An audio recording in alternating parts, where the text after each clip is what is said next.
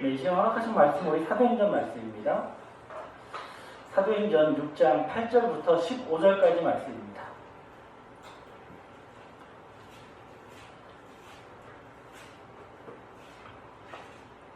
네, 오늘 허락하신 하나님 말씀 사도행전 6장 8절 말씀 15절까지 다 찾은 줄로 믿고 저희가 공독하도록 하겠습니다.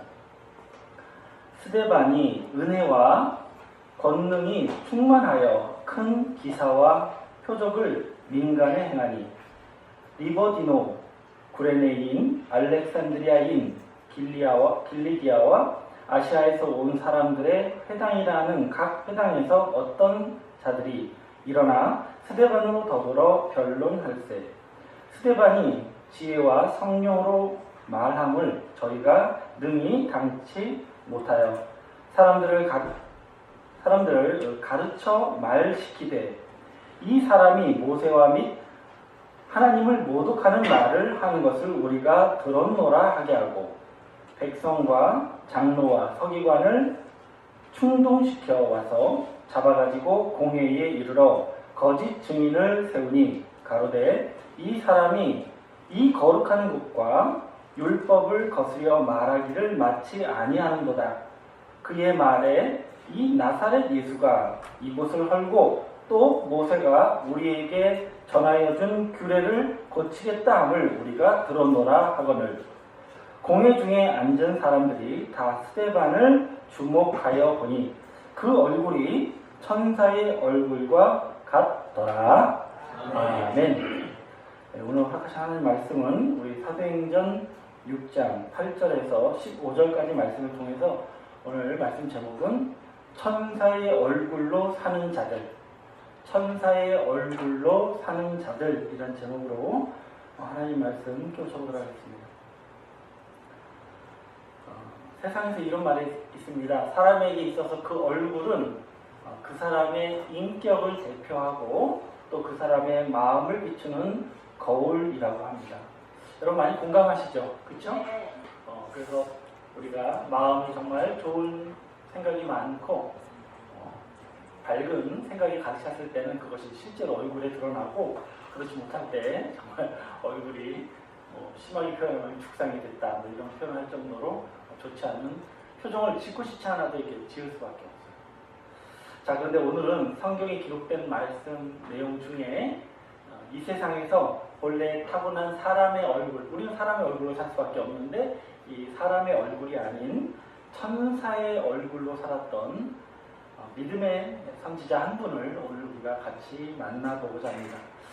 세상에서 이런 표현을 하면 천사의 얼굴이라는 이런 표현을 하면 정말 순진무구한 아기 얼굴을 떠올리는 분들도 있고 또 연예인 중에서 정말 누구 이름이 떠올 정도로 천사하면 얼굴이 떠올 정도로 아름다운 외모를 갖춘 그런 미인의 얼굴을 떠올리기도 하는데요. 제가 오늘 말씀드리고 싶은 것은 그런 세상적인 얼굴이 아닌 성경에서 말하는 천사의 얼굴을 가지신 분인데 누구를 말하고 싶은 거냐? 바로 오늘 본문에 등장하고 있는 초대 예루살렘 교회의 7 집사님 중에 한 분이었고 사내들인 공회에서 예수님을 증거하다가 최초로 순교하신 스데반 집사님을 오늘 말씀을 통해서 우리가 만나보고자 하는 것입니다. 성경에서는 이 순교하기 전 우리 스데반 집사님의 모습을 어떻게 표현하고 있냐면 오늘 본문 마지막 절 보시면은 사도행전 6장 15절입니다. 공회 중에 앉은 사람들이 다 스데반을 주목하여 보니 그 얼굴이 누구의 얼굴 같더라? 예, 천사의 얼굴과 같더라 라고 기록하고 있습니다. 자, 이걸 주목하고 있던 사람이 누구냐면 바로 스데반을 죽이려고 공회에 모였던 유대인들이었습니다. 이 예수님을 대적하고 이 스데반을 대적했던 자들이 보기에도 스데반의 얼굴이 어떻게 보였어요? 천사의 얼굴로 보였다라고 성경은 기록하고 있습니다. 자, 과연 우리 스데반 집사님 어떤 믿음과 신앙을 가진 분이었기에 이 주님을 대적하는 자들이 보기에도 천사의 얼굴과 같이 보이는 그러한 귀한 하늘 사명자의 인격을 가진 성도로 이 땅에 살고 있었는지 이 시간 말씀을 통해서 우리가 잘 깨우침을 받아서 이 말씀을 깨닫는 저와 여러분도 우리도 그리스도의 나라가 이 땅에 이루어지기에 앞서 이미 이 세상에서 천사의 얼굴을 가진 신앙 인격의 성도들로 나타나길 원합니다. 그래서 앞으로 스테반 집사님은 첫째 부활에 참여하기로 예정되어 있는 분이거든요. 가장 아름다운 영광의 구원에 참여할 때 우리도 스테반 집사님과 함께 이런 놀라운 축복에 참여할 수 있는 거룩한 하나님의 사자들로 나타나시길 원합니다. 자, 오늘 본문 배경을 좀 말씀을 드리면 지난번에 제가 은혜의 가격표를 붙인 자들을 이란 제목으로 말씀을 드린 바가 있는데요. 그때 이제 초대교회 역사를 좀 말씀을 드렸는데 예수님께서 승천하신 이후에 예수 공동체가 한 몇 명쯤 되었다고 제가 말씀드렸었죠? 한 120명 정도의 공동체가 있었다고 말씀드렸습니다. 예수님의 제자들 그리고 이제 예수님의 가족, 섬기던 여인들이 한 120명 있었는데 이분들이 여러분이 지난번에 설명드린 대로 그 오순절, 그 불같은 성령의 역사 이후에 3,000명이 넘는 그런 초대교회로 인원이 폭풍 성장하는 그런 일이 있었다고 말씀을 드렸고요. 이 정도로 커진 교회가 나중에는 이 베드로와 요한이 성전 미문에 앉아있던 안진뱅이를 일으켜서 그 이적 때문에 또 이게 유명세를 타서 13,000명이 넘는 대형교회로 초대교회가 성장했다라고 제가 말씀드린 바가 있습니다. 기억나시죠? 네. 자, 그런데 이 13,000명이 넘는 교회가 되었다라고 하면 당연히 어떤 일이 생길까요? 교회 안에서 사람이 많다 보면 뭐가 생겨요? 예, 여러 가지 다툼과 문제가 생길 수밖에 없죠. 굉장히 큰 교회입니다. 13,000명이 넘는 교회라는 것은.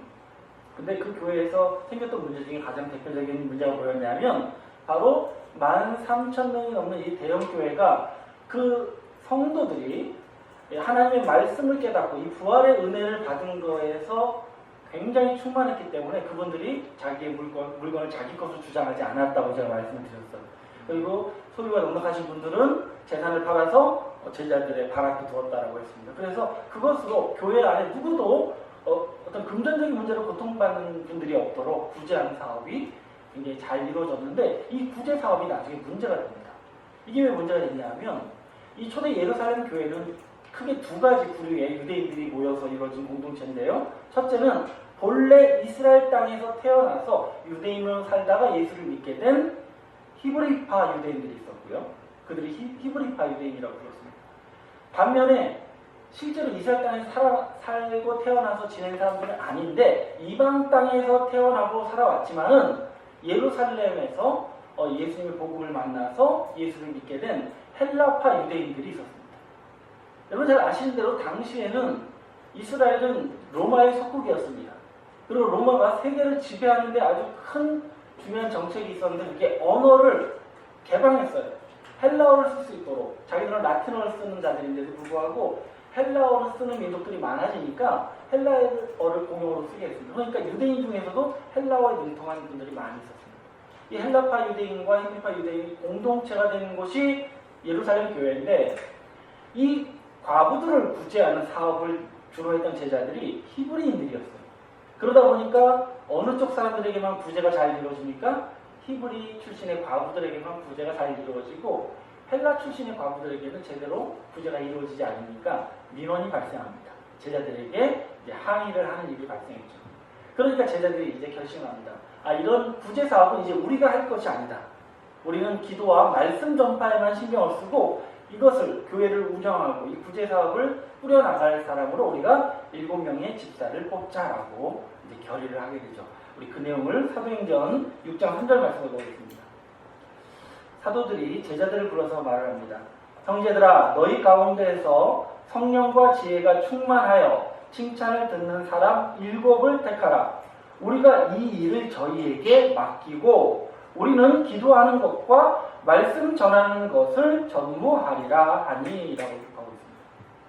앞서 말씀드린 것처럼 사도들은 무엇에만 전담하겠대요? 기도와 말씀 전하는 일에만 설교와 이 복음을 전하는 일에만 전무할 테니까 지금까지 우리가 했던 그런 구제 사업을 맡을 사람으로 지혜와 또 성령이 충만하고 또 사람들에게 평판이 좋은 사람 7명을 택해달라고 제자들에게 제안을 하게 된 것이었습니다.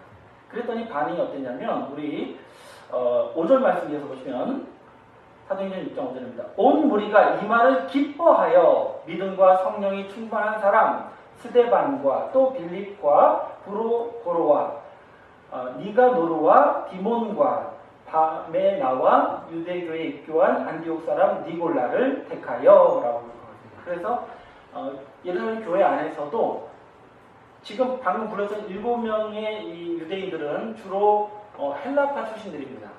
과거 히브리파에 집중됐던 이 구제 사업을 이제 뭔가 공평하게 하기 위해서 주로 이제 헬라파의 7 집사님을 선택해서 이제 교회의 일을 맡게 되었는데요. 그 중에서도 뛰어나게 성령과 믿음에 충만한 분이 계셨는데 누구예요? 오늘 말씀 주인공인 스데반이라는 분을 선발하게 되었습니다. 그래서 이제 교회의 일을 이 7 집사님이 주로 맡기는 거예요. 교회 운영에 대한 모든 것을 목사님들이 관여 안 하고 이제 집사님들이 맡아서 하는 거예요. 우리가 집사하면 교회에 이제 막 입교하신 분들을 집사 이렇게 표현하는데 원래 초대교회 집사는 그게 아니에요. 교회를 사실상 운영하는 운영위원들이셨습니다. 7명들이 정말 지혜롭게 잘 하셨어요. 이게 얼마나 큰 효과가 있었는지 우리 사도행전 6장 7절 말씀 보겠습니다. 자, 집사님들이 교회를 운영했더니 어떤 일이 벌어졌느냐. 하나님의 말씀이 점점 어떻게 돼요?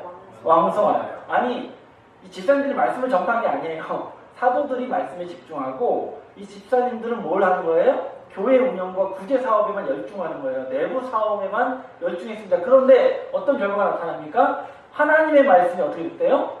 더 잘 퍼져나갔다라고 기록하고 있습니다. 저는 이 말씀을 보면서 무슨 생각이냐면 우리가 교회 내부에 어떤 일을 담당하는 그런 직분을 맡아 일을 하잖아요. 청년회 회장을 한다든지 뭐 회계를 한다든지 뭐 집사님이 된다든지 교구장님이 된다든지 구역장 이런 게 그냥 내부 사업을 하는 것, 내부의 일을 돌보는 일에 그치는 게 아니라 사실은 어떤 효과도 나타낼 수 있는 거예요? 예, 하나님의 말씀을 더욱 잘 전파하게 하는 귀한 노력이라는 것을 알기를 원합니다. 굉장히 중요한 일이에요. 이 교회 직분이 그렇게 다 소중한 것입니다. 그리고 다음 말씀 이어서 보시면 예루살렘에 있는 제자의 수가 더 어떻게 돼요? 심히 많아지고 이 예루살렘 교회가 몇 명의 교회로 아까 이루어졌다고 제가 말씀드렸죠? 13,000명이 넘는 교회였는데 이제는 더 많은 심히 많은 제자로 배가 부흥을 하게 된 것이었습니다. 그리고 또 어떤 일까지 벌어졌느냐? 허다한 제사장의 무리도 이 도에 복종하니라 라고 기록하고 있습니다. 어떤 자들까지 온 거예요? 제사장이 누구입니까? 여러분 예수님을 십자가에 못 박지 않고 사람들을 선동했던 사람이 누구예요? 제사장들인데 그 사람들이 이제 예수를 믿는 복음에 복종하기 시작했다라고 성경은 기록하고 있는 것입니다. 정말 대단한 역사 아닙니까? 7명의 성령과 지혜에 충만한 집사님들을 정말 성실한 그 믿음의 성도들에게 교회를 맡겼더니 정말 예수님 때는 전혀 기대하지 못했던 예루살렘 교회가 크게 부흥하고 하나님의 말씀이 널리 전파되는 큰 역사가 일어났다고 성경은 기록하고 있는 것입니다. 여러분 지금 이것이 누구의 역사가 지금 성장하고 있는 걸 보여주고 있는 거예요? 예수 그리스도의 교회가 성장하는 걸 보여주고 있는 거예요. 그러니 지금 그 크지도 않은 예루살렘이라는 성읍 안에 수만 명의 예수를 믿는 성도들이 성장하고 있는 것을 보고 있을 때 이것을 보고 마음 졸이는 사람들이 있었는데 어떤 자들이겠습니까? 바로 예수를 얼마 전에 예수를 못 박았던 유대인들은 엄청난 위협을 느낀 거예요. 예수가 설칠 때보다 더 예수와 그의 제자들이 막 선동할 때보다 더한 위협을 느끼게 된 겁니다. 그러니까 이 유대인들이 가만히 있지 않겠죠? 이제 예수님의 교회를 향한 공격을 시작합니다. 근데 그게 어떤 공격일까요? 당연히 비열하고 좋지 않은 불법으로 교회를 공격하게 된 자 어떤 사건으로 공격하는지를 오늘 본문 내용을 통해서 확인해 보겠습니다. 자, 본 말씀 보겠습니다. 사도행전 6장 8절 말씀 보겠습니다. 사도행전 6장 내용을 보시면은 당시 이 초대교회를 잘 이끌던 집사님 중에 우리가 누구를 지금 소개했었죠? 스데반이라는 분을 소개했는데 이 스데반 집사님이 하는 일이 원래 뭐였어요? 교회에서 구제하는 사업을 공평하게 하는 그런 역할을 감당하셨었는데 이분이 이런 교회 운영에만 일했던 게 아니고 그건 주일에 하는 일이었고 평일에는 무엇을 하셨느냐? 사도들과 똑같이 다른 회당을 찾아다니면서 하나님의 말씀을 전하는 전도 사역을 하셨다고 성경은 기록하고 있습니다. 우리 8절 말씀 보겠습니다. 스데반이 은혜와 권능이 충만하여 큰 기사와 표적을 민간에 행하니라고 그렇습니다. 자, 스데반 집사님은 어떤 분이에요? 믿음과 성령이 충만한 분이었습니다. 이분이 이걸 그냥 놔둘 분이 아닌 거예요. 그러니까 어떡합니까? 이제 주일이 아닌 평일에는 어디에 다녀요? 유대인의 회당을 찾아다니면서 다른 예수를 믿지 않는 유대인들에게 하나님의 말씀을 전합니다. 그리고 당시에 베드로나 요한과 같은 똑같이 기사와 이적을 행합니다. 귀신 들린 자를 고쳐주고 병든 자를 치유함으로써 정말 많은 사람들이 예수님을 믿을 수 있도록 전도 사역까지 감당했던 것이 바로 스데반 집사님의 사역인 것을 우리가 볼 수가 있습니다. 이러니 당연히 더더욱 위협을 느낄 수밖에 없죠. 누가요? 유대인들이. 유대인들 중에서도 강성 유대인들이 이것을 더더욱 위협을 느끼게 됩니다. 자, 그래서 이 스데반 집사님을 그냥 놔둬서는 안 되겠다라고 생각하고 스데반을 공격하는 자들이 일어난 데가 누구냐면 바로 리버디노 회당의 유대인들이라고 성경은 기록하고 있습니다. 자, 뭐라고 말씀드렸죠? 리버디노. 이게 무슨 말이냐면 자유시민이라는 뜻이에요.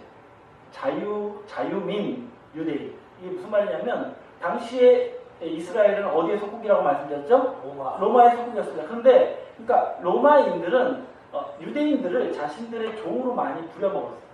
유대인들을 이제 자신들의 종으로 부려먹었는데 이 유대인들 중에서는 이 로마법을 잘 깨닫고서 이 로마의 시민권 자체는 내가 돈으로 살 수 있다는 것을 알게 됩니다. 그러니까 이분들이 종노릇은 합니다만 열심히 뭘 모아요? 돈을 모아서 스스로 자기의 시민권을 획득합니다. 그래서 자유시민으로 풀려나는 거예요.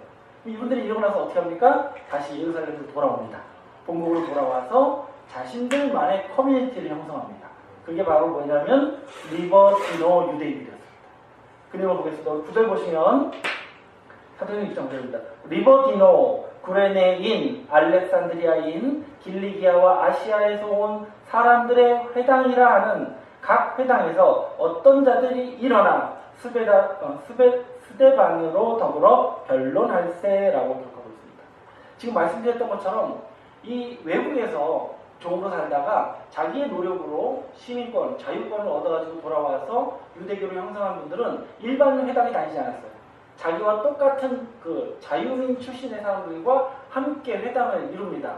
그 회당을 이루었던 사람들이 어떤 사람이냐면 구레네에서 오는 분들, 알렉산드리아, 그러니까 이집트 수도에서 또 오신 분들도 있고, 갈라기아, 그러니까 지금의 길리기아, 터키 지방이죠. 그쪽에서 또 오셨던 분들, 또 아시아, 여기서 말하는 아시아는 고린도를 말합니다. 고린도, 그리스 땅에서 오신 분들, 이런 분들하고 같이 연합해서 소위 말해서 해외파 출신들끼리 유대 회당을 이루는 거예요. 이분들이 어떤 사람들이냐면 굉장히 강성파들이, 왜냐 어떻습니까? 자기 신앙을 지키기 위해서 스스로 돈을 벌어서 자기 신앙을 획득하고 자유를 획득해서 돌아왔지 않습니까? 또 이분들끼리 모여서 회당을 이뤘단 말이에요. 아주 강성인 분들, 굉장히 자존심이 강하고 결속력이 대단했던 회당이었어요. 근데 이분들이 이제 타겟으로 삼은 게 누구였어요? 바로 스데반 집사님이었습니다. 내가 저런 예수님한테 모욕당하면 안 되지 해가지고 스데반 집사님과 변론을 합니다. 말씀으로 싸웠어요. 근데 문제는 상대가 돼요, 안 돼요? 아무리 결속이 강하고 의지가 강해도 하나님의 말씀에 충만한 자는 이길 수는 없는 거예요. 그러니까 우리 10절 말씀 보시면 스데반이 지혜와 성령의 말함에 저희가 능히 어떻게 하지 못해요? 당치 못하여 라고 말합니다. 그러니까 스데반 집사님은 이미 사도들이 증거해 주시는 그런 성령의 말씀을 듣고서 정말 진리의 말씀을 듣고서 완벽한 성령에 대한 깨달음을 가지고 있던 분이었기 때문에 이들을 능히 이겨냅니다. 그러니까 말씀으로는 스데반을 다녀낼 수가 없는 거예요. 그러면 유대인들은 그냥 당하고만 있을까요? 아니죠. 자신들이 뭐는 있어요. 그동안 로마에서 열심히 벌어서 돈 있어요. 돈 있잖아요. 이 돈으로 이제 사람을 매수합니다. 그리고 거짓 증인을 내세워서 스데반 집사님을 고소하는, 그러니까 법으로 이제 잡아서 죽이려고 하는 그런 일을 하게 되는 거죠. 그래서 이런 일이 벌어집니다. 우리 사도행전 6장 11절부터 14절 말씀까지 보겠습니다. 사람들을 가르쳐 말시키되, 그러니까 말을 시키는 거예요. 이 사람이 모세와 하나님을 뭐한다? 모독하는 말을 하는 것을 우리가 들어노라 하게 하고, 그러니까 소문을 퍼뜨리는 거예요. 스데반 집사님이 회당을 돌아다니면서 무슨 말을 한다? 하나님과 모세를 뭐 하는 거예요? 모독한다는 거예요. 그리고 또 이런 말을 11절 보시면 백성과 장로와 서기관을 충동시켜와서 이 사람들이 또 누구한테도 로비를 합니까? 백성들한테도 돈을 뿌리고 장로들, 유대 사회의 지도자들, 거기다가 서기관들까지 다 충동질시킵니다. 그렇게 해서 잡아가지고 공회에 이르러, 여기서 말하는 공회는 이스라엘의 자치의결기관인 사내들인 공회를 말합니다. 우리로 말하는 국회와 같은 곳인데 사법, 입법, 행정을 다 같이 할 수 있어요. 그 자리에서 판결해서 사람들 죽일 수 있는 기관이에요. 여기에까지 그러니까 재판에 회부한 겁니다. 아주 직결 재판에 잡아들어옵니다. 그리고 거짓 증인을 내세웁니다. 10단을 보시면 거짓 증인들을 세우니 가로되 이 사람이 이 거룩한 곳과 이런 성전을 말합니다. 성전과 율법을 거스려 말하기를 마치 아니하는도다. 그러니까 이 사람들이 평소에 계속 성전을 모독하고 모세 율법을 모독했습니다 라고 거짓 증언을 하는 거예요. 그리고 14절 말씀 보시면 이제 예수님까지 끌어들입니다. 그 말이 이 나사렛 예수가 이곳을 뭐하고 헐고 실제로 있었던 말이에요 아니에요? 있었잖아요. 예수님께서 말씀을 그렇게 하셨잖아요. 이 성전을 헐라 내가 사흘 만에 일으키리라. 그러나 이것은 당신의 육체를 가리켜 말씀하신 것이다 라고 했는데 그 말을 꽂히지 않은 거예요. 예수님께서는 당신의 죽음을 가리켜서 이 성전을 헐라 했더니 그게 아니라 솔로몬 성전을 헐라고 했다 이렇게 혐의를 씌워가지고 지금 스데반 집사님과 예수님을 싸잡아서 고소하고 있는 것입니다. 또 모세가 우리에게 전해준 규례, 십계명의 율법 이런 규례를 고치겠다 함을 우리가 들은 거예요. 그런 말을 하신 적이 있나요? 율법을 바꾸겠다고 하신 적이 있나요? 이런 없는 말인데도 불구하고 그런 혐의를 씌워가지고 지금 사내들인 공의회에 고소를 한 것입니다. 그러니까 다시 좀 정리해서 말씀드리면 두 가지 혐의로 고소를 했어요. 뭐냐면 이 스데반이라는 자가 모세의 율법을 모독하고 대적했다. 그래서 모세 율법 모독죄 이거를 고소하고요. 그 다음에 하나님의 성전을 헐라고 주장하는 성전 모독죄를 지었다라고 고소를 합니다.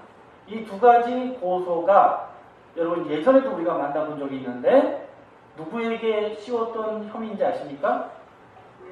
예, 바로 예수님을 십자가에 못 박기 전에 유대의 제사장들이 예수님께 씌웠던 혐의가 똑같은 혐의입니다.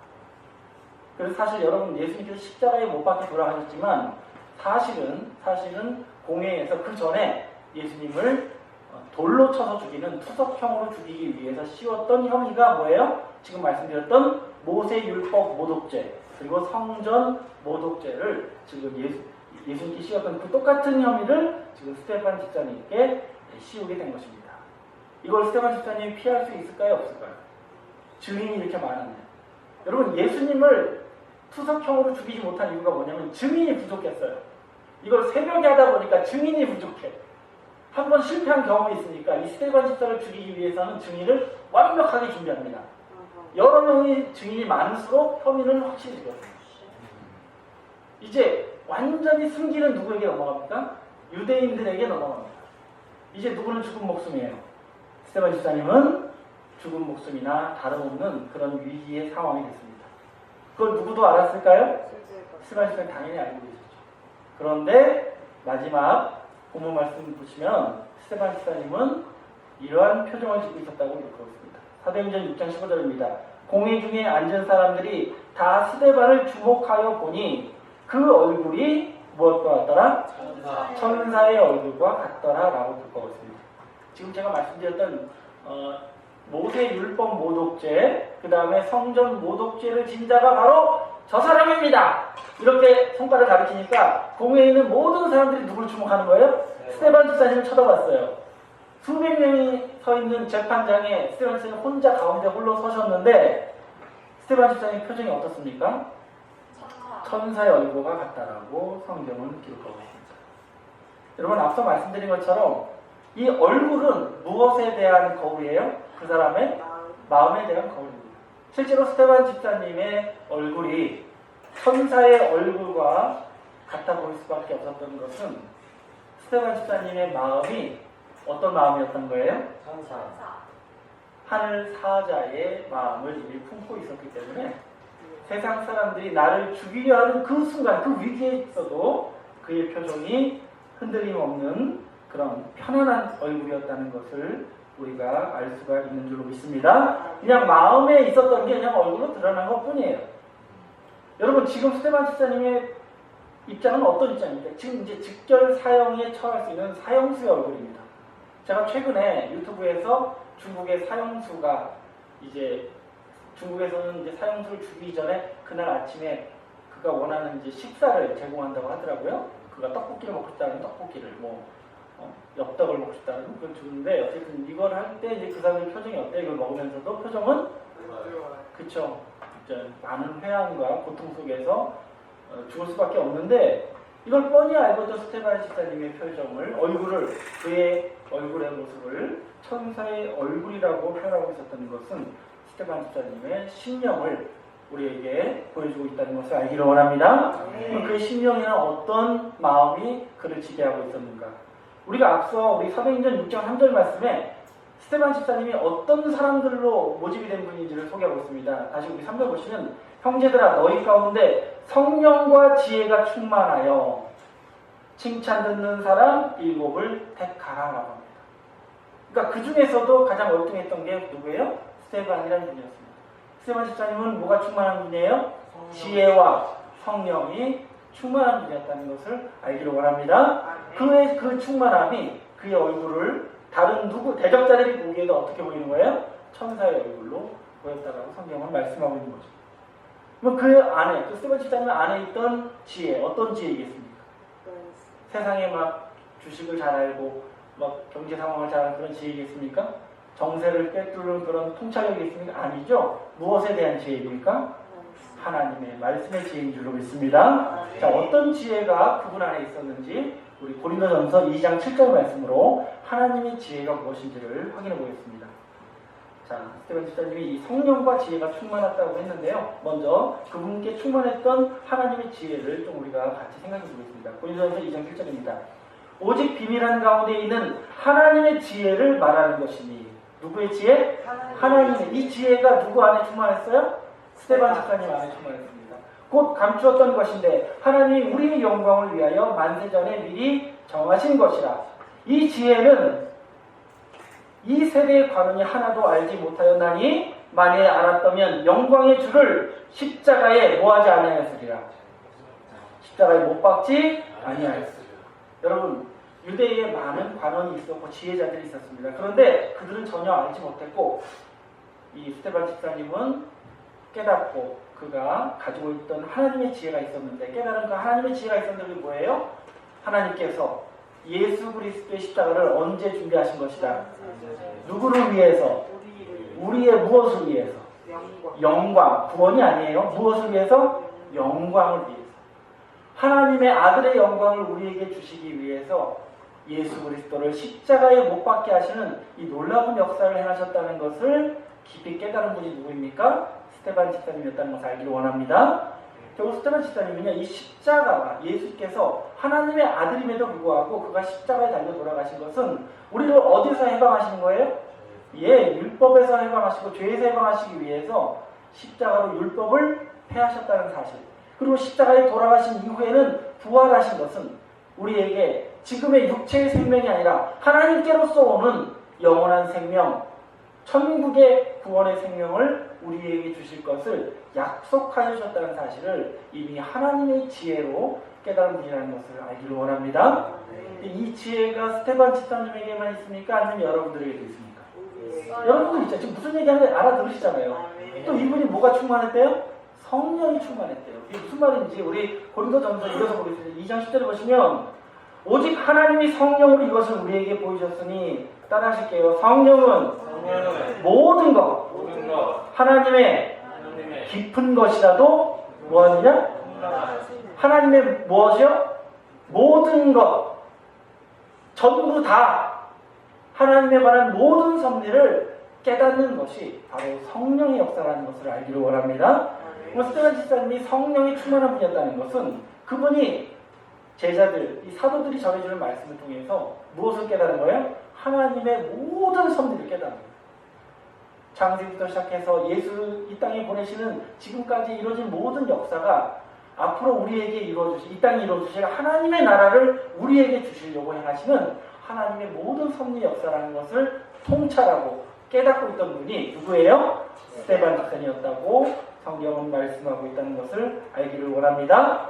그러니까 그의 마음속에는 하나님께서 나를 위해서, 나 같은 자를 위해서 당신의 아들을 이 땅에 보내주시고 십자가로 그분을 율법을 폐하게 하시고 이제 그분을 부활시키심으로써 나에게 새로운 생명이 오신다는 사실과 또 이제 이분이 다시 오실 때는 이 땅에 그리스도의 나라, 하나님의 나라가 이 땅에 이루어진다. 그럼 그 나라는 누구 거가 될 거라는 거예요?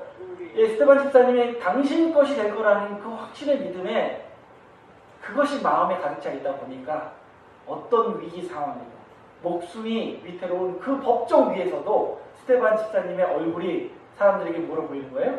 천사의 얼굴로 보일 수밖에 없었다는 것을 알기를 원합니다. 이거는 그냥 억지로 그냥 잘난 척 하려고 해서 되는 게 아니고 그냥 마음의 그 소망과 그 확신이 그냥 가득 차 있다 보니까 자기도 모르게 나오는 자신감이었던 거예요. 이해 가십니까? 여러분, 이게 진짜 인간의 근본적인 마음과 얼굴의 어떤 역학적인 현상이라면, 이게 사실이라면 우리는 어떤 표정으로 살아야 되겠습니까? 우리가 세상에서 어떤 모습으로 살아야 되겠습니까? 정말 짜증나고 힘든 일은 많죠. 저도 정말 회사 가기 싫어요. 가면 진짜 막 문제투성이거든요. 누구 하나 진짜 표정이 좋은 사람이 없어요. 근데도 거기 가서도 우리는 어때야 됩니까? 적어도 그들이 보기에 이 사람은 왜 이렇게 당당하지? 왜 이렇게 걱정 없는 사람처럼 살고 있지? 뭐가 좋아서 희죽거리지? 라고 보일 정도로 우리는 하나님이 주신 소망과 믿음의 확신으로 우리의 표정을 관리할 수 있는 지혜자가 되시기를 원합니다. 세상에 좋은 일이 있을 때는 화색이 띠고 또 여러 가지 근심적인 일이 생기면 죽상이 되는 그런 세상 사람들의 얼굴이 아니라 하나님께서 당신의 나라를 이 땅에 세우시고 그 나라를 우리에게 주시기로 작정하셨다는 이 확실한 소망 때문에 언제나 웃음을 잃지 않고 당당함을 잃지 않는 하나님의 사람의 얼굴이 바로 우리의 얼굴이 되기를 원합니다.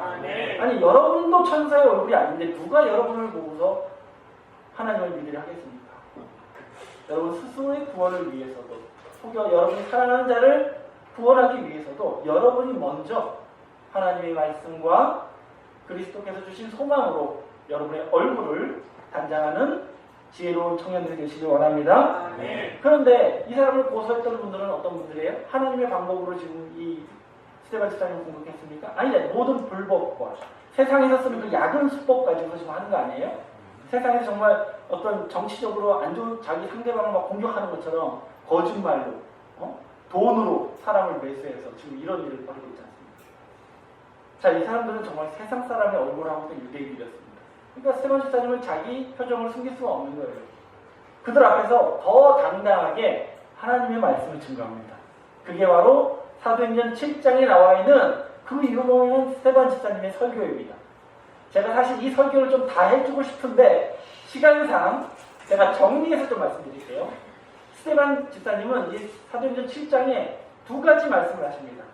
무슨 얘기를 하냐면, 첫째, 이분이 고소당하는 게 뭐였어요? 무엇을 모독했다고 고소당했죠? 모세의 율법을, 그러니까 모세를 대적했다고 해서 고소를 당했어요. 그러니까 스데반 집사님이 뭐라고 하시냐면, 너희가 나와 예수님을 함께 싸잡아서 모세의 율법을 대적했다, 모세를 공격했다라고 그렇게 고소했는데, 내가 하는 말 잘 들어봐. 진짜 모세 시대에 모세를 공격한 건 누군지 알아? 모세를 대적한 건 누군지 알아? 출애굽 당시 모세를 공격한 게 누군지 아냐고. 바로 너희 조상들이야 라고 치셨다. 우리 그 내용 보겠습니다. 사도행전 7장 39절입니다. 우리 조상들이 모세에게 복종치 아니하고자 하여 거절하며 그 마음을 도리어 어디로 향하고? 애굽으로 향하고.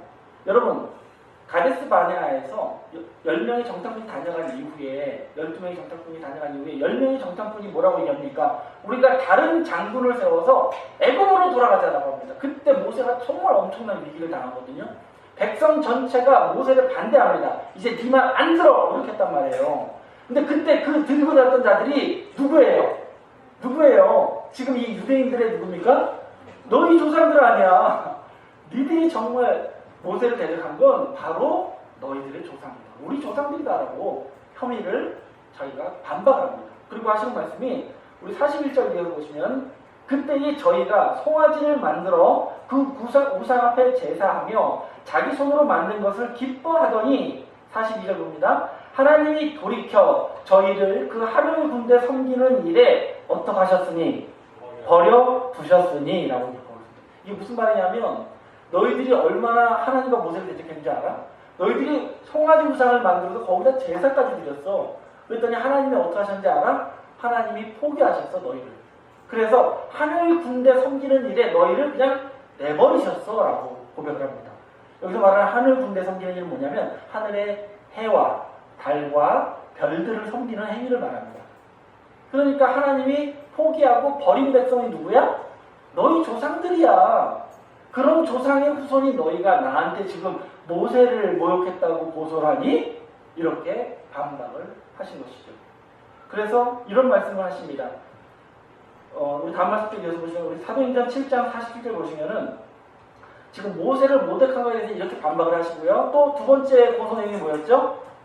뭐 때문에 고소했다 했죠?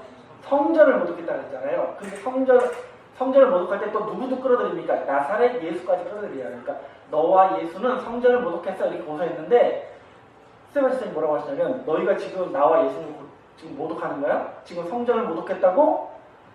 정말 성전이 어떤 존재인지는 성경이 뭐라고 기록했는지 말씀으로 증거하십니다. 뭐라고 증거하시고 사도행전 7장 47절입니다. 사도행전 7장 47절. 솔로몬이 그를 위하여 집을 지었느니라. 무슨 얘기예요? 솔로몬이 하나님의 성전을 지었다는 얘기죠. 그리고 말씀에서 여기도 48절입니다. 그러나 지극히 높으신 이는 손으로 지은 곳에 계시지 아니하시나니 라고 합니다. 너희는 지금 너희가 목숨처럼 아끼고 정말 하나님처럼 섬기는 그 하나님의 성전 있잖아. 그 성전에 하나님이 계시지 않아. 이렇게 얘기하는 거예요. 그러면 그런 성전은 그냥 건물에 불과한 거 아닙니까? 그 건물을 모독했다고 지금 나와 예수를 죽이려고 했고 또 나도 죽이려고 하느냐라고 말을 하는 거예요. 이건 뭐냐면 그런 혐의로 나와 예수님을 모독하고 죽이려고 하는 것은 바로 율법을 범하는 거라고 책망합니다. 너희야말로 율법을 범하고 있어 이렇게 말을 하고 있는 것이죠. 그래서 이렇게 말합니다. 우리 사도행전 7장 51절입니다. 목이 곱고 마음에 귀에 할 일을 받지 못한 사람들아 너희가 항상 성령을 거스려 너희 조상과 같이 너희도 하는구다. 지금 너희가 하는 짓이 누구랑 똑같다는 거예요? 과거 모세를 대적하고 하나님을 배반하고 하나님을 모독했던 우리 조상들과 똑같은 짓을 너희가 지금 하고 있는 거야 라고 지금 역고소라는 거예요. 그리고 또 이런 말씀을 합니다. 사도행전 7장 52절 볼게요. 너희 조상들은 선지자 중에 누구를 핍박지 아니하였느냐. 의인이 오시리라 예고한 자를 저희가 죽였고 이제 너희는 그 의인을 잡아준 자요 뭐한 자니? 살인한 자가 되었나니? 라고 말합니다. 이게 무슨 말이냐면 너희 조상들은 하나님께서 의인을 보내실 거라고 예언한 그 예언자를 죽였지 너희는 무슨 짓을 했는지 알아? 그 예언한 의인이 이 땅에 오셨는데 그 의인을 잡아 죽인 자가 바로 너희다라고 지금 스테반 지사님이 책망을 하고 있는 것입니다. 결론은 이렇게 됩니다. 우리 53절 보시면 너희가 천사에 전한 율법을 받고도 지키지 아니하였도다라고 말합니다. 결론을 내는 거예요. 진짜 모세의 율법을 모독하고 모세를 대적한 것은 너희 조상들이고 조상들의 행위, 그 불법적인 행위를 답습한 자도 너희들이고 결론적으로 봤을 때 이 세상에서 모세의 율법을 가장 크게 범하는 자들이 누군지 알아? 이 자리에 나를 세운 너희들이야 라고 합니다. 공회에 모여있는 수백 명을 향해서 율법으로 고소를 해버린 거예요. 할 말이 없는 거예요. 혼자서 공회에 모인 모든 서기관, 제사장, 유대인들, 아까 말씀드렸던 자유시민 출신의 유대인들까지 전부 다 고소해버립니다. 사실 그 자리에서 적당히 불러댔으면 사실은 제가 그러려고 한 말 아니에요. 저 그렇게까지 예수를 추종하는 게 아니에요. 이렇게 했으면 아마 충분히 살 길이 있었을 겁니다. 근데 지금 어디로 치닫고 있습니까? 모든 유대인들과 공회에 모인 의원들까지 역고소한 자가 스테반 집사님이 된 거예요. 그러면 유대인들이 할 수 있는 건 딱 하나밖에 없어요. 우리가 살려면 누굴 죽여야 돼요? 스테반을 죽여야 됩니다. 그러니까 스데반을 살 수가 없었어요. 하지만 뻔히 알고 있었어요. 이렇게 하면 나는 어떻게 된다? 죽을 수밖에 없다는 걸 알고 있었어요. 그러나 스데반 집사님은 끝까지 당당하게 하나님의 사자의 얼굴로 하나님의 말씀을 증거하시게 됩니다. 여러분, 이 역사는요, 한 사람의 죽음으로 끝나지 않고 그 말씀을 듣고 책망을 받은 많은 유대인들이 예수님께 돌아오게 합니다. 맞잖아. 따져보니까 정말 맞거든요. 그러니까 여러분, 하나님의 사자들은, 이 천사, 하나님의 사람들은요, 하나님의 말씀을 싸워야 됩니다. 말씀으로 이겨야 돼요. 그래야 그들을 구원할 수 있는 것입니다. 제가 여러분께 우리가 받은 이곳에서 깨달은 말씀으로 우리가 천사의 얼굴로 살자고 말씀드렸는데, 우리가 천사의 얼굴로 사는 모습이라는 것은 우리가 깨달은 말씀으로 잘못된 복음 아래 있는 자들, 도리어 우리를 공격하고 우리를 재판에 넘기려고 하는 그런 육신의 얼굴로 살아가는 이 땅의 많은 예수 믿는 자들을 돌이키고 깨닫게 하는 역사를 바로 스데반 집사님을 대신하는 우리들이 해야 될 역사라는 것을 성경은 우리에게 이렇게 보여주고 있었다는 것을 알기를 원합니다. 여러분, 결국 스데반 집사님은 이 일로 인해서 바로 붙잡혀가서 성밖에 끌려가서 투석형을 당해서 최초로 그리스도의 이름을 위해서 순교를 당하시는 분이 됩니다. 스데반 집사님은 당시 이렇게 되실 걸 뻔히 알면서도 이렇게 당당할 수 있었던 얼굴, 끝까지 천사의 얼굴을 보일 수 있었던 그 근본 이유는 무엇이냐면 그분이 바로 바라보고 있는 것이 있었기 때문에 그렇습니다. 뭐가 있었던 거예요? 뭐가 있었다고요? 바라보고 있었던 게 있었던 거예요. 과연 스데반 집사님은 무엇을 바라보고 살던 분이었기에 그가 그런 죽음 앞에서도 당당하게 주님의 복음을 전하는 사명자로 나타날 수 있었는지, 우리 스데반 집사님의 마지막 장면을 좀 보겠습니다. 마지막 모습입니다. 우리 사도행전 7장 55절입니다. 사도행전 7장 55절입니다. 자, 스데반 집사님 끝까지 바라보신 것을 우리도 같이 바라보시길 바랍니다. 자, 우리 55절 보시면은 스데반이 성령이 충만하여 하늘을 우러러 주목하여 하나님의 영광과 및 예수께서 하나님 우편에 서신 것을 보고 말하되, 보라, 하늘이 열리고 인자가 하나님 어디에 서신 것을, 우편에 서신 것을 보노라 한대라고 기록하고 있습니다. 성경은 스데반 집사님이 마지막으로 바라본 장면을 뭐라고 기록하고 있냐면, 하늘이 열리고 예수께서 하나님 보좌 우편에 서신 것을 내가 보았다라는 그런 고백을 하셨다라고 성경은 기록하고 있습니다. 여러분, 스데반 집사님이 예수님께서 하나님 보좌 우편에 서 계신 것을 보았다는 것이 어떤 의미가 있을까요? 그분이 그것을 바라보고 순교를 하시게 되는데, 그분이 끝까지 그걸 바라보며 기뻐했다는 것이 무엇을 우리에게 말하고 있는 것입니까? 여러분, 그 당시에 예수님께서 정말 그 스데반 집사님이 돌아가신 그 하늘 바로 위에 나타나셔서 당신의 모습을 보여주셨을까요? 여러분, 이거는 환상으로 지금 스데반 집사님의 깨달음으로 보는 장면이에요. 그러니까 하나님께서 일부러 이 극한 죽음에 내버린 스데반 집사님께 귀한 소망과 위로를 주신 것입니다. 하나님이. 그리고 보여주신 장면이 뭐예요? 예수님께서 하나님 보좌 우편에 서 계신 걸 보여준 거예요. 이것이 스데반 집사님께 큰 위로가 되고 소망이 됩니다. 이게 왜 소망이 되고 위로가 되는지 우리 히브리서 10장 12절 말씀드리겠습니다. 히브리서 10장 12절입니다. 오직 그리스도는 죄를 위하여 한 영원한 제사를 드리시고 하나님 우편에 모아사 앉으사. 여러분, 시편 110편에 기록된 말씀대로 스데반 집사님도 예수님께서 우리를 위하여, 우리의 죄를 위하여 한 영원한 제사를 드리고 하나님 보좌 우편에 앉아 계신 걸 다 알고 계셨던 분이에요.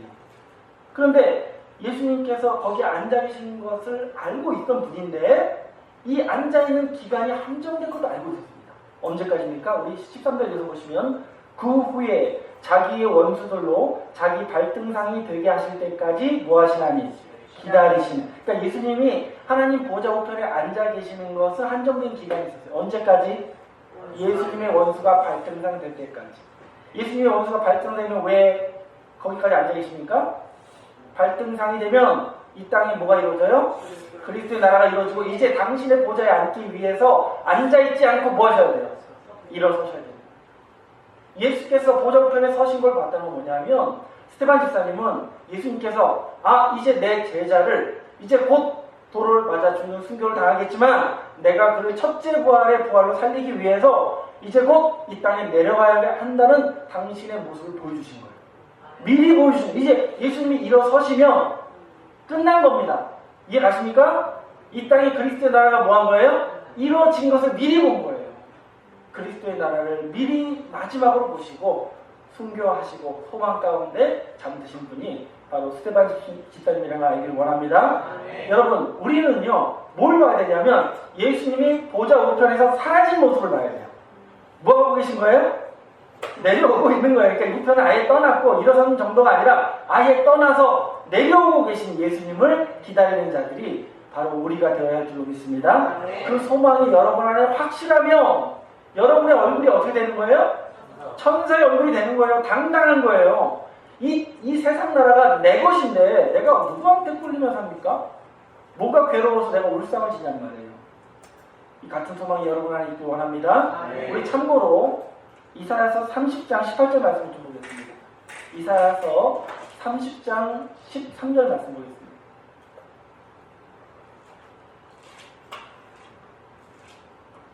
18절 말씀인가? 죄송합니다. 제가 기억이 잘 안 나요. 아까 오늘 본문 말씀, 오늘 예배 시간에 나타났던 말씀인데 제가 자 여기 보시면 그러나 여호와께서 기다리시나니 이는 너희에게 은혜를 베풀려 하시며 일어나시리니 이는 저희를 뭐하려 하시니라? 여러분 예수님께서 보좌 우편에 앉아 계신 것은 뭘 기다리는 거예요?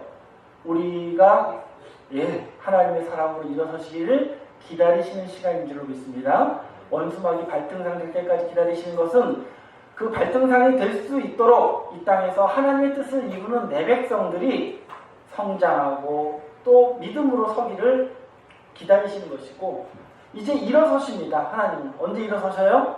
우리에게 구원으로 긍휼을 베푸시기 위해서 일어서시는 분이 바로 우리 하나님이요 우리 예수님이라는 것을 알기를 원합니다.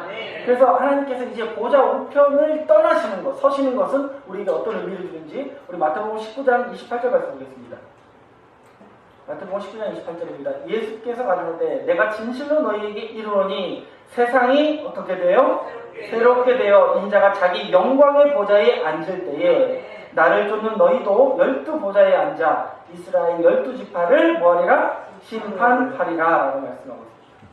그리고 스테반 집사님께서 예수님께서 보좌 우편에 일어서신 것을 봤다는 건 뭐냐면 이제 이 세상이 새롭게 돼서 예수께서 영광의 보좌로 향하시는 그 체리를 하고 계신 주님을 미리 내다보고 기뻐했다는 것을 알기를 원합니다. 그걸 보는 자가, 그걸 소망으로 사는 자가 천사의 얼굴로 사는 자들이라는 것을 알기를 원합니다. 여러분, 이 천사로 얼굴로 살았던 스테반 집사님 비참하게 죽었습니다. 그러나 그분의 구원은 이미 확정되어 있습니다. 언제 이루어질 걸로 확정되어 있는지 우리 계시록 20장 4절 말씀 보겠습니다. 계시록 20장 4절에서 5절입니다. 또 내가 보좌들을 보니 거기 앉은 자들이 있어 심판하는 권세를 받았더라.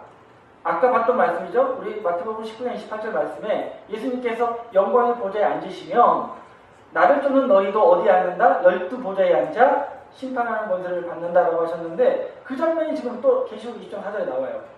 내가 보좌들을 보니 거기 앉은 자들이 무슨 권세를 받았어요? 심판하는 권세를 받았어요. 그럼 이미 세상 나라가 누구의 나라가 된 거예요? 그리스도의 나라가 되고 주님의 제자들이 통치하는 통치의 보좌에 앉는 장면을 지금 보고 있는 것입니다. 자, 이것이 바로 천년왕국의 역사를 보여주고 있는 건데 다음 말씀 또 읽어보시면 또 내가 보니 예수의 증거와 하나님의 말씀을 인하여 목배임 받은 자들의 영혼들과 또 짐승과 그 우상에게 경배하지 아니하고 이마와 손에 그 표를 받지 아니한 자들이 살아서 그리스도로 더불어 1000년 동안 왕노릇하니 그 나머지 죽은 자들은 그 1000년의 차이까지 살지 못하더라. 이는 몇째 부활이라? 여러분, 이제 계시록의 모든 심판이 끝난 이후에 이제 영광의 구원의 때가 오는데 그것을 성경은 첫째 부활이라고 말씀하고 있습니다. 근데 거기에 제일 먼저 참여한 자가 누구라고 말씀하고 있냐면 예수의 증거와 하나님의 말씀을 인하여 목배임을 받은 순교자의 영혼들이라고 했기 때문에 오늘 말씀 가운데 우리가 만났던 이 비참하게 투석형을 당해 돌아가신 스테반 집사님, 그러나 그가 그리스도를 증거하고 하나님의 말씀을 증거하다 목숨을 잃은 이러한 순교자의 영혼들이 여기에 참여하기로 예정되어 있기 때문에 첫째 부활의 날 스테반 집사님은 가장 영광된 부활로 하나님의 구원을 누리게 될 것을 성경은 약속하고 있는 줄로 믿습니다. 그런데 중요한 건 뭐냐면 여기에 순교자만 들어가는 게 아니래요. 누가 또 들어가요? 예, 짐승과 우상에게 경배하지도 아니하고 그 손에 그 이마에 표를 받지 않은 자들이 어떻게 해서 살아서 들어가요. 그럼 이 사람들 짐승과 우상을 그 미혹을 이기고 살아서 들어가는 그 산자로 들어가는 자들 평소에 어떤 얼굴로 살았길래 이 첫째 부활에 들어갈까요? 그렇죠. 스테반 집사님과 같이 뭐가 다른 거예요? 죽고 사는 건 달랐을 뿐이지 뭔 달랐어요? 뭔 같아요? 얼굴은 같아요. 천사의 얼굴로 살던 자들이 마지막 때에 이 그리스도의 나라가 이르기 전에 짐승과 우상을 능히 이겨내고 첫째 부활에까지 들어가는 그 완벽한 구원의 주역들이 될 것을 성경은 우리에게 약속하고 있다는 것을 알기를 원합니다. 여러분 성경이 왜 스테반 집사님 우리가 소개인지 아시겠습니까? 아시겠어요? 뭐 누구처럼 되라는 거예요? 이게 20세처럼 되라는 거예요. 너희가 순교자들의 수가 되지 말고 살아서 그리스도와 함께 왕노릇하는 천사의 얼굴로 이 땅을 살아가는 나의 아들들이 되어주길 바라시면서 이 말씀을 주셨다는 것을 깨닫기를 원합니다. 여러분 아직 짐승의 때가 이르지 않았습니다. 아직 주님의 나라가 이르지 않았습니다. 우리 지금부터 준비해야 됩니다. 여러분의 얼굴이 이 세상 사람들 보기에 어떤 모습으로 보입니까? 하늘 사람의 얼굴로 비춰질 수 있어야 되는 것은 여러분 안에 하나님의 지혜의 말씀과 진리의 성령의 깨달음의 말씀이 여러분의 삶을 지배하고 여러분의 정신을 온전히 운전하시면 여러분의 표정은 누가 봐도 뭐가 되는 거예요? 천사의 얼굴과 같이 세상 사람들에게 나타날 수밖에 없고 그들이 아무리 조롱하고 비웃으려고 하더라도 반드시 그 얼굴을 가진 자들이 이 세상에서 승리자들로 나타나게 될 것을 성경은 약속하고 있는 줄로 믿습니다. 여러분 세상은 얼굴로 이기는 시대가 왔습니다. 그렇죠? 여러분이 얼굴로 이기시기 바랍니다. 외모도 여러분 아름다운 얼굴이 있지만 그 얼굴로 이기지 마시고 여러분이 가진 복음으로 여러분이 깨달은 말씀으로 여러분의 표정으로 그 은혜로 이 세상을 이기고 그리스도의 나라의 주역이 되시는 우리 세광 청년들이 되시길 예수님의 이름으로 축원합니다. 감사합니다. 말씀 마치겠습니다.